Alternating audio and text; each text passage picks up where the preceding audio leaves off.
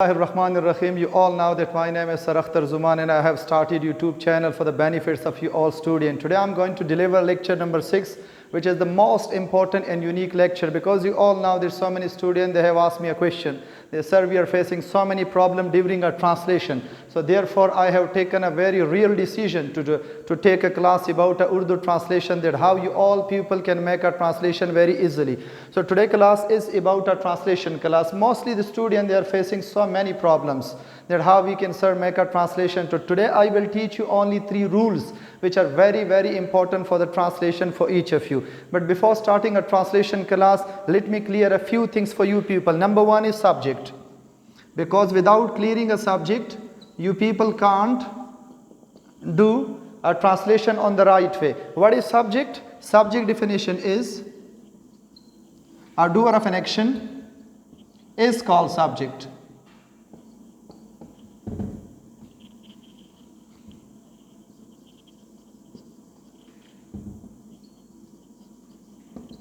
So, before learning a rule of translation, it is very important for each of you to learn the definition of subject. In Urdu we say fa'il. In very simple way we can say kaam karne wala. But how we can define subject in English? This is very simple. A doer of an action is called a subject. For learning translation method, it's very important that you people learn the definition of subject. So subject definition is clear on a board. A doer of an action is called a subject. Second, we want to clear object, because this is also very important. What is object? A receiver of an action is called object. A receiver of an action is called object.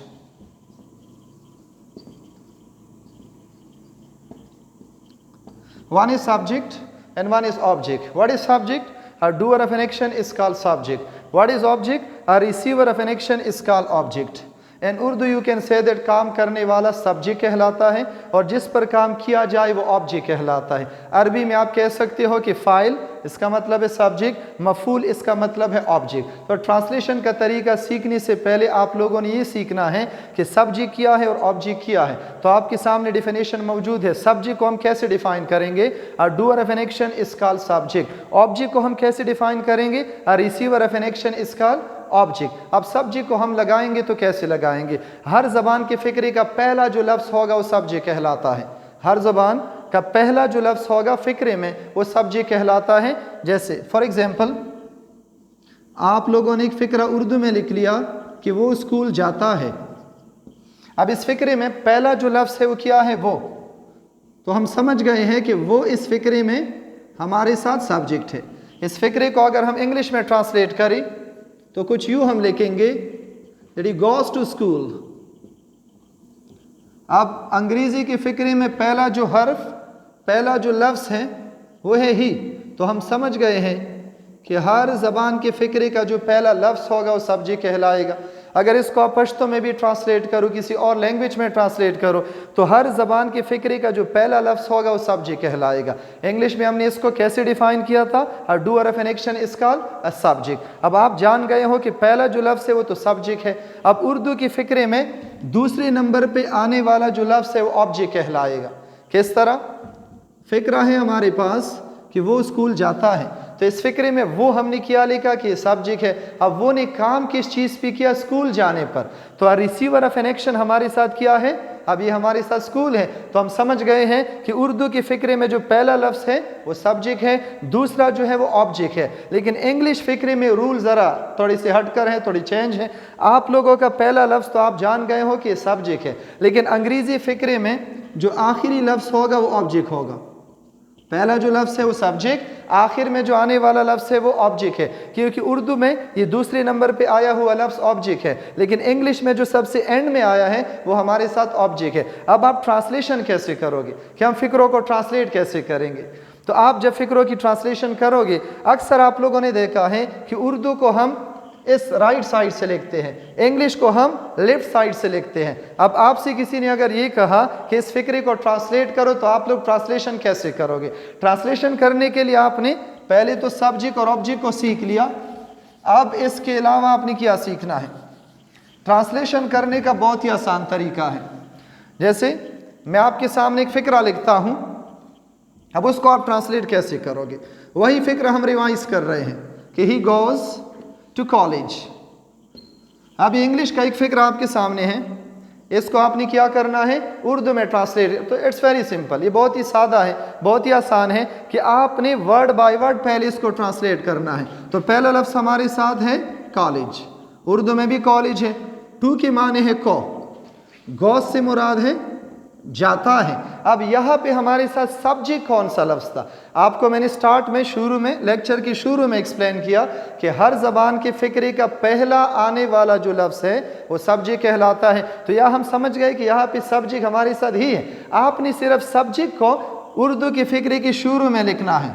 तो यहाँ subject हमारे साथ ही है। ही को अगर हम उर्दू में translate करें तो ये बन जाएगा वो।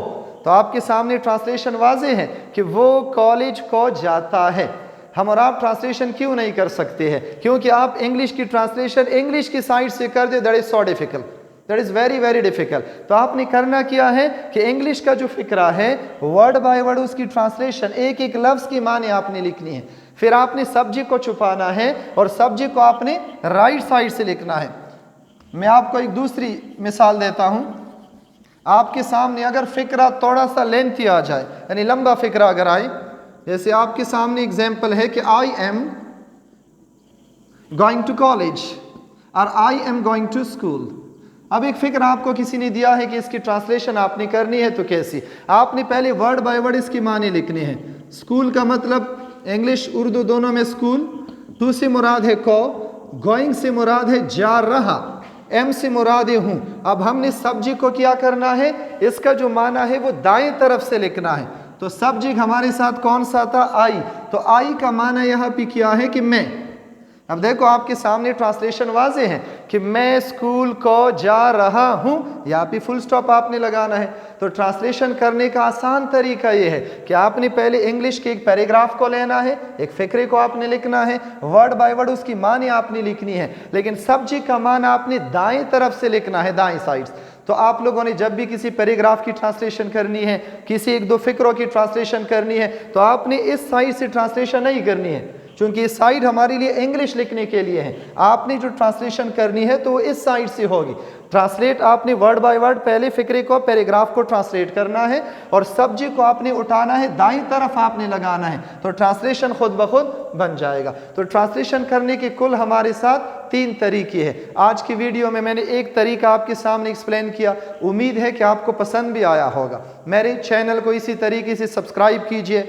मैं बहुत ही आप सबका मशकूर हूँ, बल्कि तहे दिल से मशकूर हूँ। मेरे आने वाली वीडियो में मैं 2 और तरीक़ाकार आपको सिखाऊंगा कि हम ट्रांसलेशन को मज़ीद इम्प्रूव किस तरह करेंगे। पैराग्राफ अगर लंबा हो जाए, इसको हम ट्रांसलेट कैसे करेंगे। पहले लेक्चर्स में मैंने पार्ट्स ऑफ स्पीच पे चंद आपके सामने वीडियो लेक्चर दी थी, उसके बाद मैंने वर्ब्स पे चंद बातें की थी, उसके बाद मैंने first second third form explain की थी, फिर मैंने प्रीपोजिशन आपके साथ। लेकिन जब चैनल मेरा मोनेटाइज हो जाए तो मैं इन सारी चीज़ों के ऊपर इंशाअल्लाह ब्रीफली आप सबको समझाऊंगा कि how to learn this thing with a very high level. तो thank you so much, take your good care, वस्सलाम।